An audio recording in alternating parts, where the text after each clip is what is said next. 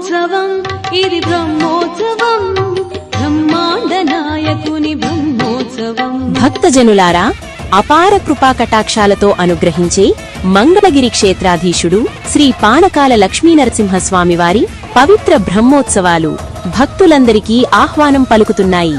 ఫిబ్రవరి 22వ తేదీ ఆదివారం పెళ్లి కుమారుడి ఉత్సవంతో ప్రారంభమై 9 రోజుల పాటు రోజుకో దివ్యవాహనంపై మంగళగిరి పురవీధుల్లో విహరిస్తూ భక్తులకు శ్రీ స్వామివారి దర్శనమిస్తారు.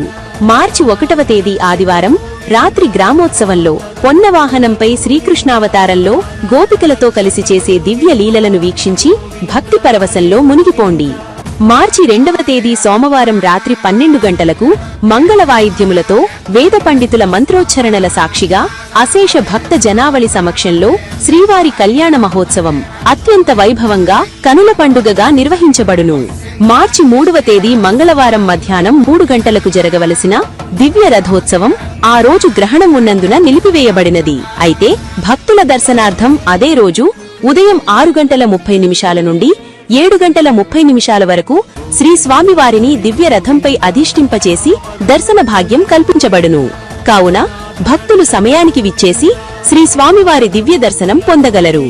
ఈ బ్రహ్మోత్సవాల్లో ప్రతిరోజు సాయంత్రం 6 గంటల నుండి రాత్రి 10 గంటల వరకు వైవిధ్యభరితమైన సాంస్కృతిక కార్యక్రమాలు నిర్వహించబడును. మార్చి 4వ తేదీ బుధవారం సాయంత్రం 4 గంటలకు నరసింహ మాలధారణ చేసిన భక్తులతో కలిసి పవిత్ర గిరి ప్రదక్షిణ నిర్వహించబడును.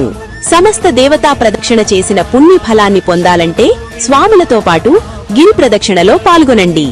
భక్తులందరూ మంగళగిరి తిరునాళ్లకు విచ్చేసి శ్రీ పానకాల స్వామివారిని దర్శించి శ్రీ స్వామివారి అనుగ్రహాన్ని పొందండి.